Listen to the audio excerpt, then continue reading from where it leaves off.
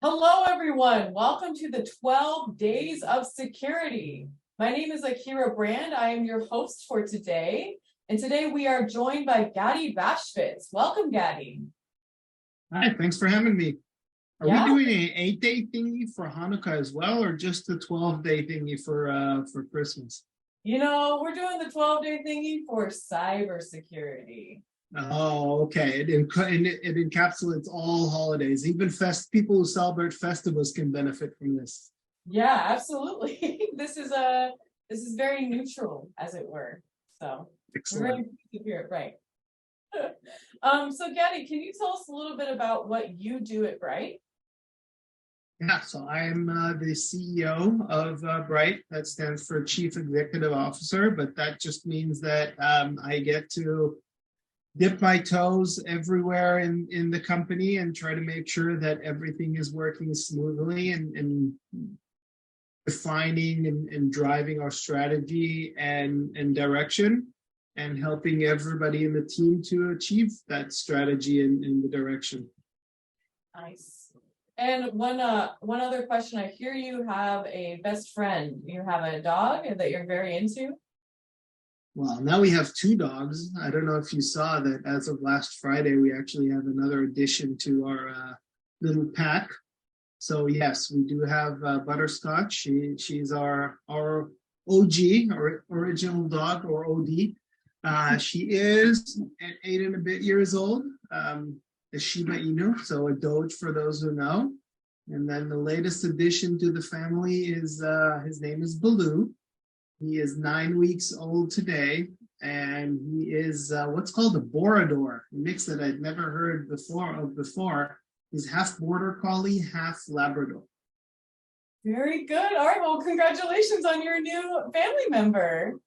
Thank you. Yeah, some people that were on the call this morning at 8 a.m. got to see him because he decided he really needed attention at that point. Well, there are rewards certainly for waking up early. Absolutely. All right. So, Gadi, tell me, what happened this year in the cybersecurity industry that really stood out to you? So I think it starts actually broader than just cybersecurity, right? We had a huge change in the economic landscape overall this year.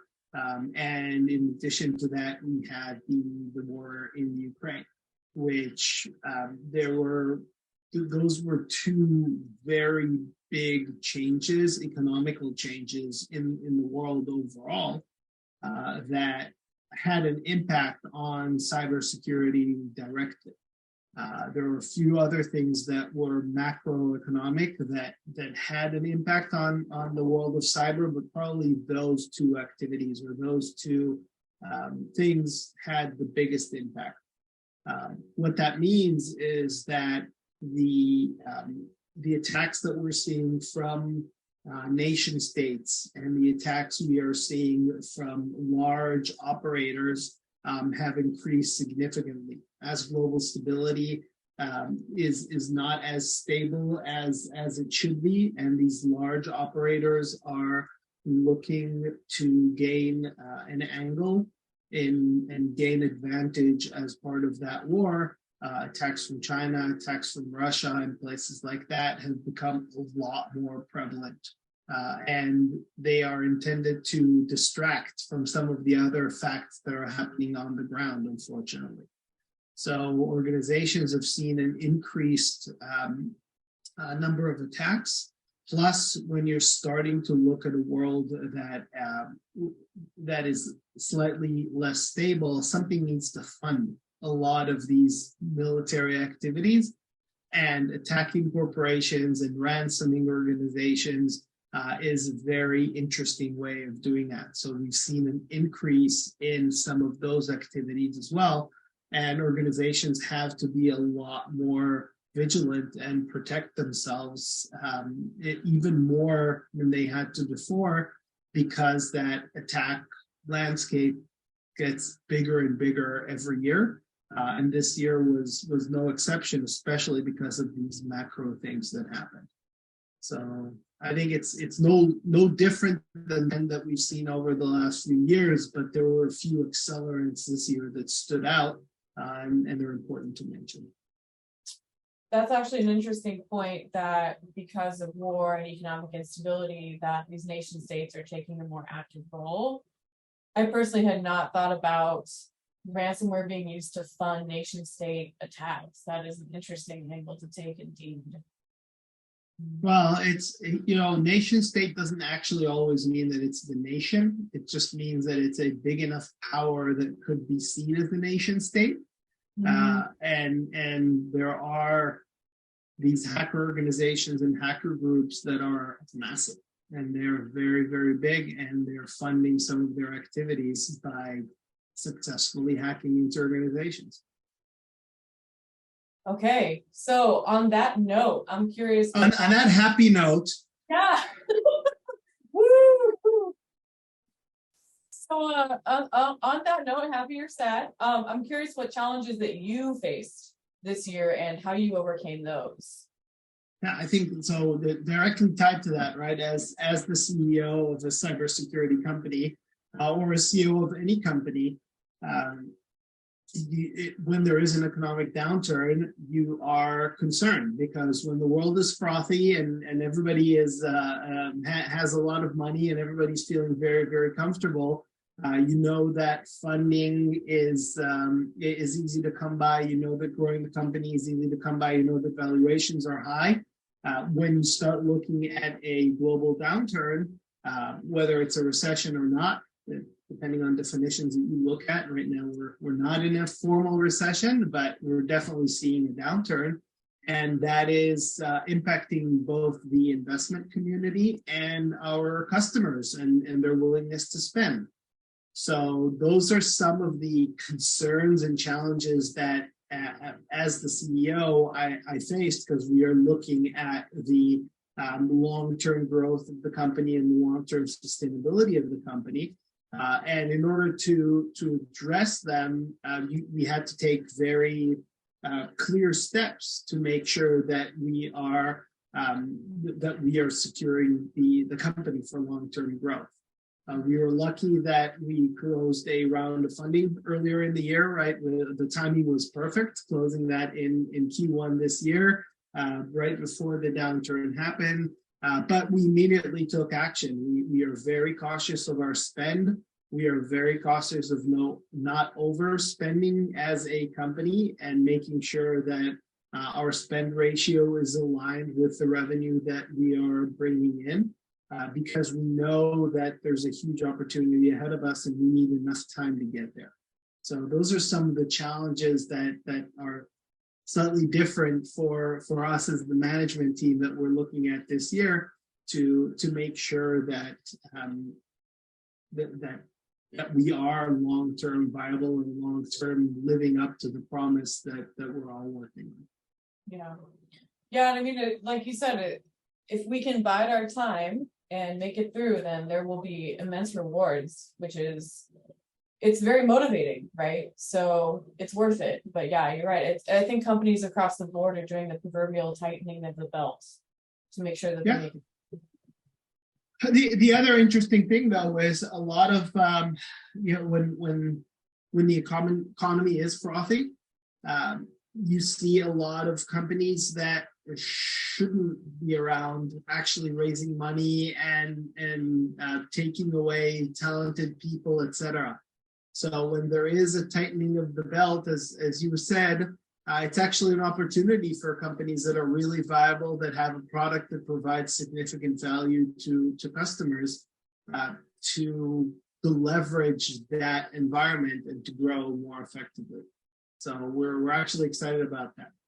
Absolutely. Yeah, it's a good excitement for sure. And many good companies excel in downturns or in recessions, and I think we're going to be one of them. So let's do that. So on that note, what do you predict will happen next year, the good and the bad?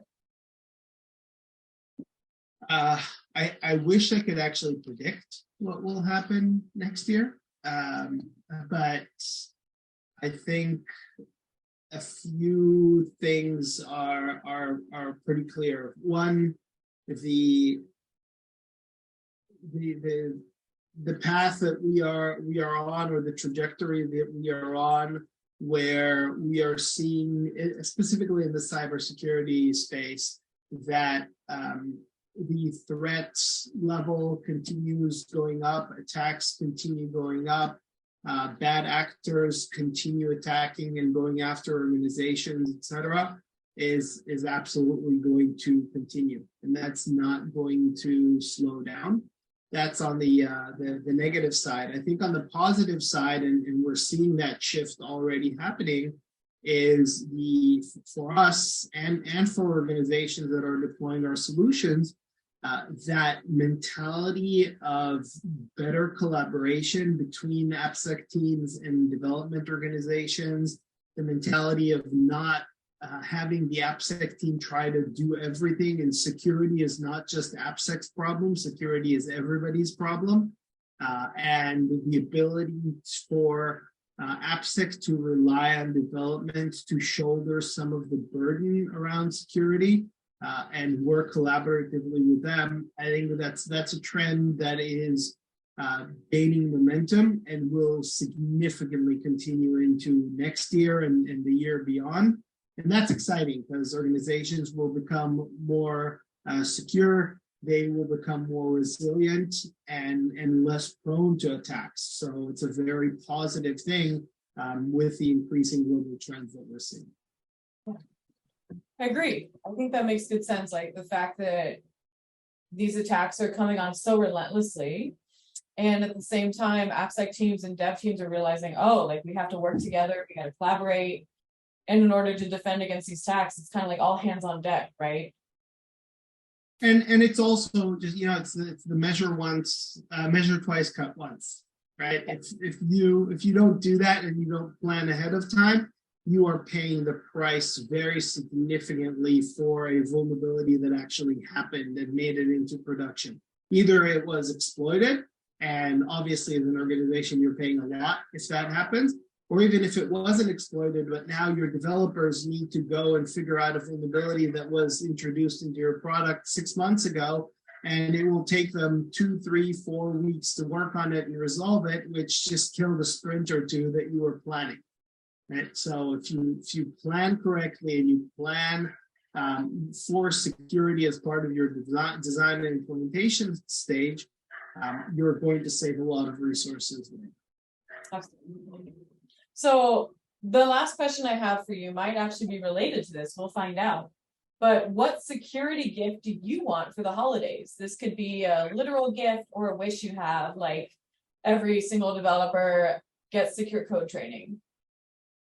So I think it ties to it. One of the first webinars we did this year, I ran it with one of our advisors, Omkar, and one of our investors, Rio from DNX.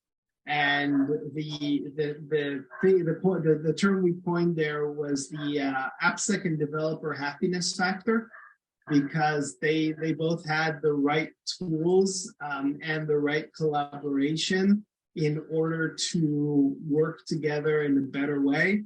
And I think the gift that I would have is that happiness factor would go much, much higher in 2023, because organizations are deploying the correct solutions that enable the AppSec team and the developer organizations to collaborate in a much better way and rely on each other to create more secure applications and APIs. So yeah, significant increase in the happiness factor. I think that happiness is a good note to end on, and a very valiant wish. So Gadi, thank you so much for your time. To our listeners, thank you for your time and for tuning in. We have been here with Gadi Bashvitz, the CEO of Bright Security.